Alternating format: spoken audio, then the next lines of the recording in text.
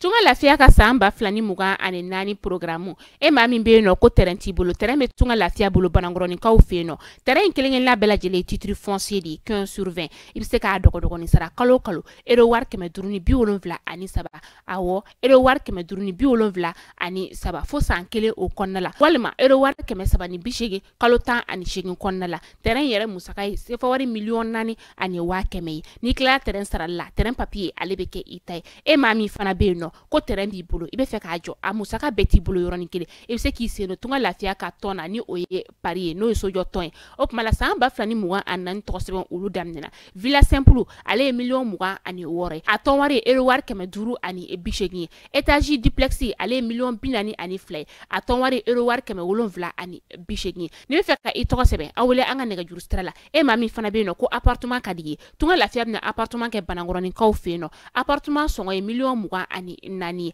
ibisa ale fana dogo ni sara ero war keme wolonvla ani mugan fo san nani o konnala awo san nani tunga lafiya nana tunga range ulu lafiya likama op mala anga nega juru sira ayo bamba 00223 72 18 42 47 walma 00336 41 94 03 80 tunga lafiya ka lanyini e femi malende munu sigleme jamana ko ka o beka se ka so kelengelen soro ba maliba ali konnala.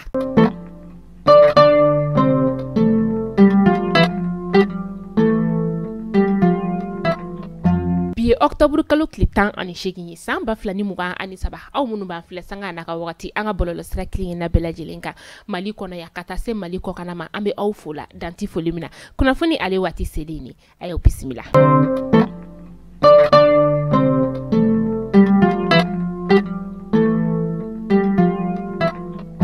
Kuna fondamnela bi anga ministry so min be no ni ale nyashine be jamana ka seben fura ko ulu unyana bolima ko ka da bela jelen kulo ka fo ko buguna tige seben wati kungurunta ni oye kartuni nay ale kon bina blasting kan wala sa ma munu be no nulu be feka u sendo nyogon dawna ulu be sika buguna tige seben ninka o soro chogoya mina adaba kun kon bora o de ma ko buguna tige seben kungura ni ale bina soro yora mina sa o de kurofina ka ulu fe noy fe munu be no ni ulu ka soro ibulo wala sa ka se ka wati kungurun buguna tige seben ninka ale soro o do de be talike wolo seben kopi kelemi ni ale wati bitijo samba fla ani konontona kata se carte d'identité nationale kopi ma walma biométrique ale ni carte nina walma isomo do ka carte nina ani femi ye diplôme min bi bolo o kopi kelemi na ale be talike samba fla ani kononton kan. Anga ministri sombe no ni ale nyashine be jago ko konyoma ni o ministri ye Alassane Diallo ye Octobre kalo kile duru samba flani mugan ani saba ale konintara inyada anga izuni mbe no ni ale kontumbe tulu ni korkolo ka ulu ubayela makulukuru ka ulu ofeno akonintara ninga ta inyada izuni ka lawli kokura femunu ka do izuni na ani musakam ka do la utara ninga ta unyada uluka ministry ya ira ka fo ko izuni kontese ka damne ko fo yelen ka sigi ko do ka femi kera sabu ni ka izuni konika ale jo samba kele ni keme konontoni bi kononton ani duru wakati. Kabe wakati mina ayira la ka fo ko minisma kanga takabo onga jamana o konnala anga jamana marabaka ko ni manyina maamunu kon be no ni ulutume barala minisma o bolo ayira la ka fo ko o manunu kon ni munu be bamako kataka se mopti tomboktu gawo menaka aleni kidalma ku bela jilen kana o to sebe ANPMB anga faba o konnala no wala sa u hakeya o kado femi septembre kalo klitan saba samba flani muwa ani saba ayira la ka fo ko ma ba saba keme fla ani bishegi ni saba uludo kon yi utoko sebe ni wakati na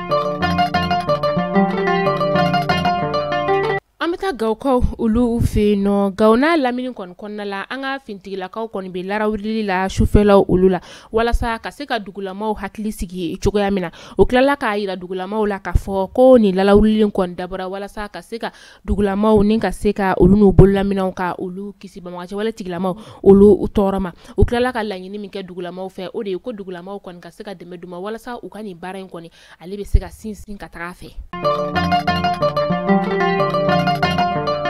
Ameto gawo konna la ali sisano gawo laptani so barakelaw kunu octobre kalo kletani 7 san ba flani muga ani saba ulu kon bora ni ka u kan nisongoya ka o yira ka sababu yake kurantige bamali mini adaka bo udala be kalo dama bo uye welewele dani ka onyashi u ka laptani so nyamaya yoro ula ko ka wala sugu bela jelen ke wala sa u bisaka boni kuranko indigun o konna la chogoya mina nga la yini kon kelen sa nyate ka soro ala ora to bora ni ka u kan nisongoya ira tarata donya an songo kaw fe no bara koni make an songo dugu o konna la femi ye a jagokelaw ye kata se kalanso uluma sugu ulu bela jelen koni datugura u ka laɲini ye femi ye o de ye jagokela munu ni ulu kon tunga bara ɲɛsinembe taji o ferelima ulu minɛnenu ni ka ulu datugu ani jagokela woro u ka laɲini min ko de ka labla ani maa munu fana be no ni ulu minɛnen do minɛkun yɛrɛ tɛ u la ko k'u bela jelen labla Amita ko kan kibaru la ambita Senegal kaw ulu fe no ni wakati na Senegal kaw ka fanga senamato ni o Ousmane Sonko ni ale yere kon be critique la ma ulu ka bolo ka ni wakati na aya yira ka fo ko abena aka dumuni ke balia ni ka o la kura kutugu ni ka sawu ya ke ma do be no ulu mnenu ni ka u datugu kasola u ka hakanyi ni o sirafe ko konna o wala mini atebe wala sa ka seka ulu manu ni ka deme do ulu ma ale kon be na aka dumuni ke balia la kura ya tuguni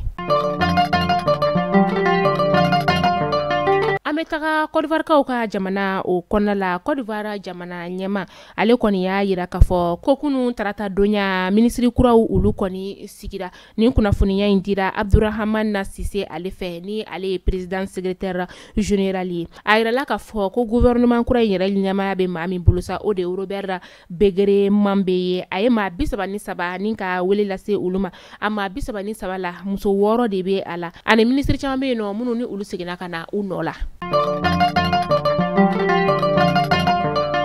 Ameta Niger kaw ulu fe no Niger ministre sombe no ni ala ɲɛsinen bɛ u ka sɔrɔ la doma a y'a yira ka fɔ ko u ka kɛlɛkɛcɛ maa 6 ka taga se Bamaci wale maa 31 ma ulu kɔni bɔnɛna u ni na ka sababuya kɛ kɛlɛ min ni u y'a kɛ ka Bamaci wale tigilamaw ni ka ulu kɛlɛ kari ka dugu jɛ tɛnɛn tɛmɛni o la a kɛra dugu min na o de ye tera be u ka jamana tilebi yan fanfɛla o fɛ ani Burkina Faso be dancɛ dugu o la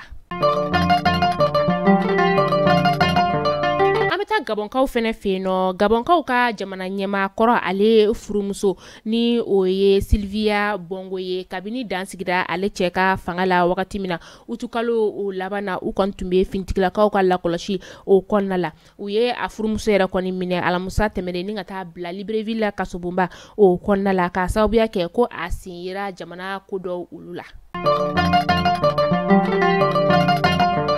Camerounaw ka kunnafoni dila ba dɔ ni o ye Alain Foka y'a yira ka fɔ ko ale kɔni bena bɔ RFI ale ka baara o la kalo laban o kɔnɔna la ni o octobre kalo in o laban a ye kunnafoni ni ka a di bɔlɔlɔ sira o fɛ octobre kalo tile 17 san 2023 a ye hakililasigi ni ka o lase mɔgɔ minnu be nɔ ni olu bɛ a lamɛn ko ale ka nin tali ka bɔ RFI o kɔnɔna la o tɛna yira ka fɔ ko a bɛ tunu a lamɛnbagaw olu la ko nin ye baara kura wɛrɛ de daminɛtɔ ye a fɛ